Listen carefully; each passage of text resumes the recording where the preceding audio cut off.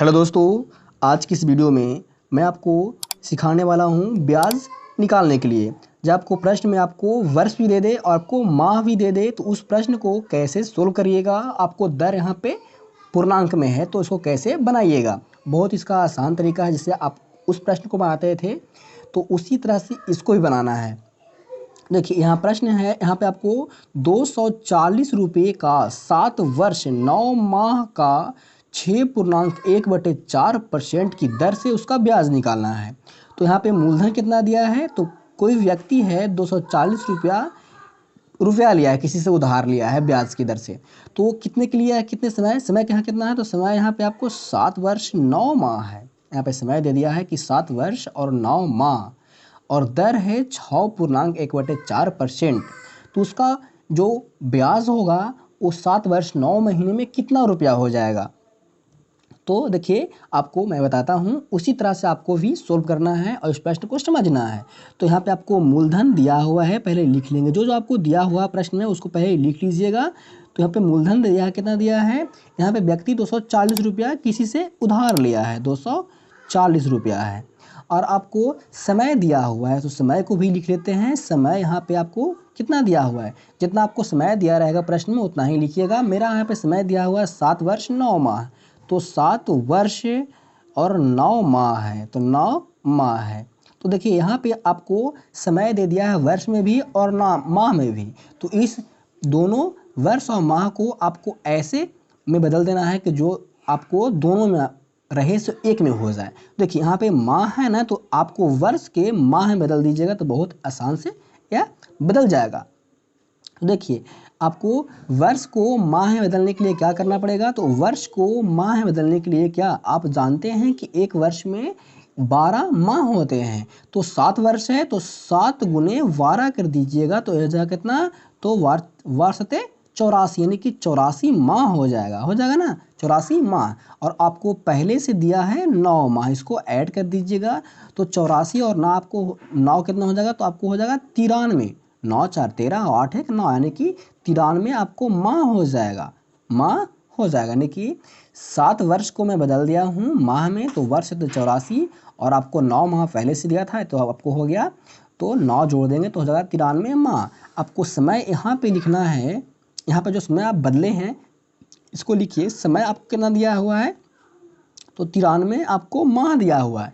तो माह को आप बदल दीजिए वर्ष में, माह को बदल दीजिए वर्ष में, यानी कि 12 से इसको भाग दे दीजिए, यानी कि ये हो गया आपको वार्षिक। कितना हो जाएगा आपको, ये हो जाएगा वार्षिक। यानी समय कितना दिया हुआ है, तो 93/12 वार्षिक हो गया।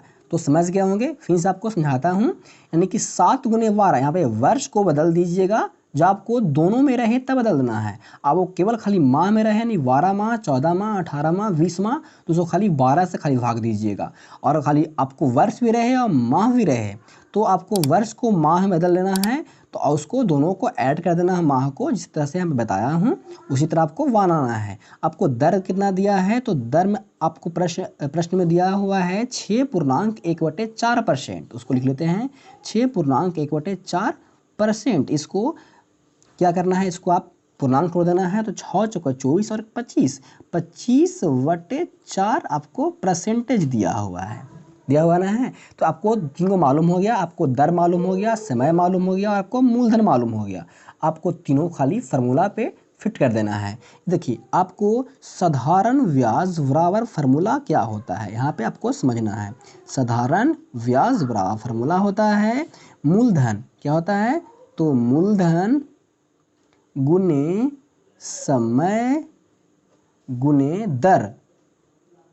दर बटे का आपको होता है 100। फार्मूला ये फार्मूला होता है, इसको रट लीजिएगा। देखिए इसको ऐसे ही पढ़ लीजिएगा, एसआई यानी सिंपल इंटरेस्ट बराबर, यहाँ पी हो गया प्रिंसिपल यानी मूलधन, यहाँ हो गया समय टी, यहाँ हो गया आपको रेट बटे का 100, यानी कि पी गुने टी गुने आर बटे 100। एसआई या सिंपल इंटरेस्ट बराबर पी गुने टी गुने आर बटे 100। पीस हो गया प्रिंसिपल, यानी कि कितना दिया है मूलधन, तो मूलधन दिया है, देखिए ऊपर प्रश्न में देखते हैं तो 240 दिया ना है, तो मूलधन लिख लेंगे 240 हो गया।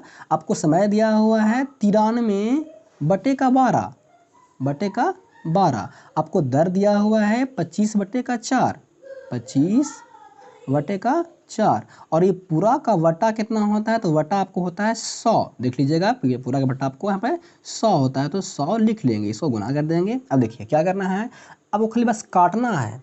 तो देखिए काटना कैसे है, इसको देखिए, इसको पहले आप सॉरी यहाँ देखिएगा, यहाँ 4 है, यहाँ पे 5 दिखा गया है, 4 लिखना है दोस्तों, तो 4 हो जाएगा।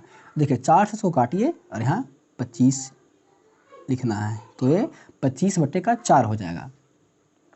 देखिए काटिए इसका, तो 4 से काटिएगा तो ये कट जाएगा 60 बार में, कटेगा ना 60 बार में। अब देखिए 12 से काटिएगा तो 12 पंजा 60 हो जाएगा, ये कटेगा 5 बार में। आपको क्या बचा ऊपर, आपको अब नहीं काटना है। देखिए ऊपर बचा है आपको 5 और बचा है 93 और बचा है आपको 25 और बटे का आपको 100 बचा है। अब काटे क्यों नहीं, ये देखिए इसको 100 से काट दीजिएगा तो आपको भागा करने में बहुत दिक्कत हो जाएगा। आप खाली कुछ नहीं करना है, आपको अब सब में गुना कर देना है और आपको लिख देना है। आप पहले आपको 93 से 25 में गुना करना है, गुना कर रहे हैं 93 से आपको 25 में गुना करना है। तो 5 3 का 15 हासिल 1, 9 5 45 और 1 46 और 3 दूना का 6 और 3 दूना का 18, इसको जोड़ दीजिए तो 5 6 6 12 हासिल 1, 8 4 12 1 13 और 1 1 2 यानी कि 23 25 बचा। अब कितना आ गया, 93 और 25 में गुना करने से 23 25 आ गया। आपको 5 बच रहा है, इसको भी गुना कर देते हैं। तो 5 पंजा 25 हासिल 2, 5 दूना 12, 5 दूना 10 10 तो 12 हासिल 1, 5 3 का 15 1 16 हासिल 1, 5 दूना 10 और 1 की 11 यानी कि 116 25 इतना आपको आया, बटन आपको 100 आ गया। आपको क्या करना है, देखिए आपको 100 से भागा देना है, तो आपको नीचे जितना जीरो रहे उतना आपको दाएं साइड से अंक के बाद जितना आपको जीरो रहे उतना अंक गिनना है, यानी 2 जीरो है, यानी 2 अंक के बाद आपको दशमलव बैठा देना है। तो यानी 116 रुपया 25 पैसा इसका राइट, इसका आंसर आ जाएगा।